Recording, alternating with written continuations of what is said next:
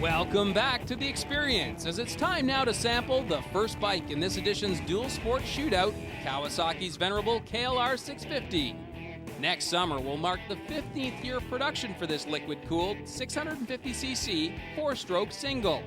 A fact that may leave you wondering if the KLR might not be getting a little long in the tooth. However, the folks at Kawasaki are quick to point out that if it ain't broke, why fix it? Adding that the KLR sells out every year in Canada and will return again in the year 2001 virtually unchanged. For this week's impression of the KLR, we employed the talents of former national motocross star turned instructor Lino Zecca and his longtime friend Dalton Bain. What do you think of this thing? I like big it. old KLR. I just want to sit here for a sec because, you know, it's so big and wide, and I'm just a small guy, and I can still touch on this thing. You know, it's really deceiving because everybody thinks when you first look at it, this is just a big, huge motorcycle, but it's not. Yeah, well, when it's parked, it's heavy and, you know, cumbersome to move around. But Yeah. Once you get on the highway, it's nimble, you know? It's pretty fun. You know, one thing that I thought, and I think everybody shares the same view, is this bike's kind of, it's big and the color scheme and everything, it just looks kind of military-like. Yeah, I agree. That's the first thing that I thought of. Guys in Russia riding it, or Yeah. in Czech or something. Yeah, they could, it could be a little bit cuter looking, couldn't it?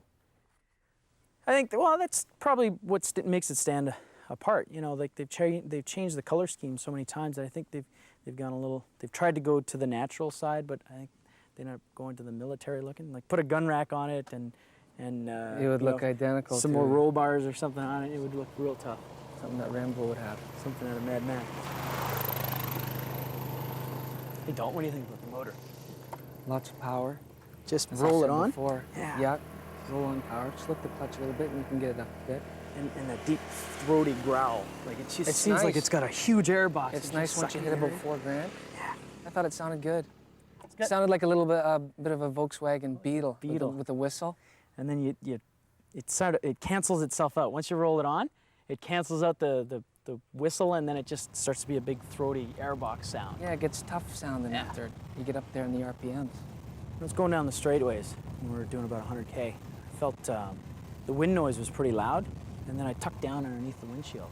And it kind of went away, and even the vibration and all that, the motor is so torquey that the bit of vibration would just kind of disappear after a while. Until you rolled it on real hard and just made it work, then you could feel it just pounding. Yeah, if you kept the RPMs lower, Yeah. you got less vibration out of it, that's for sure. But Oh, I didn't it's find pretty it too smooth. bad. Shifting, I don't know if it was because the shifter was bent or what, but I found shifting in the third gear was always, it would always stick a little bit. You have Yeah. to give it a second stab. Yeah, I didn't really like the shifter a whole lot. I found that my boot would get caught in there and it was hard to get in and out because I like to ride on the balls of my feet Right. on the pegs. Right. But then once again, like Right, if you're going to commuting. be commuting, you're not Sure. going to be wearing like motocross Like boots. wearing hiking boots or something. Yeah.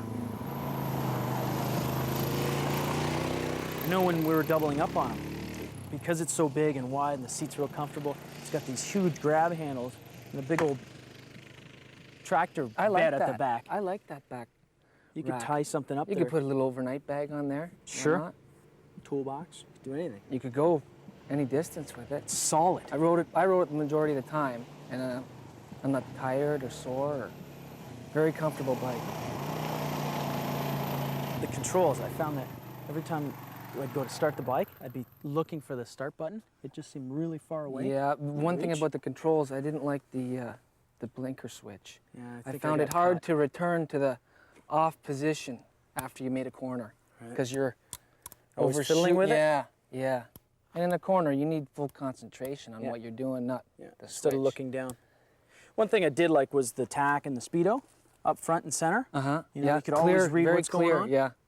Yeah, I use the tack a lot in this. You know what else I like too is when you're sitting there and the fairing stays still.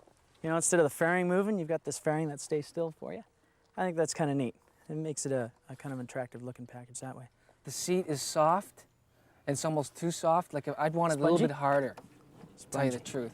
But on long trips, Probably that's what you It'd need. be better to have that. Because even the back, when I was doubling at the back, it was pretty comfortable. Yeah. I guess the back was a little bit Like more it's like you're sitting on a couch. I think I'm reaching a point in my life where I would consider something like this.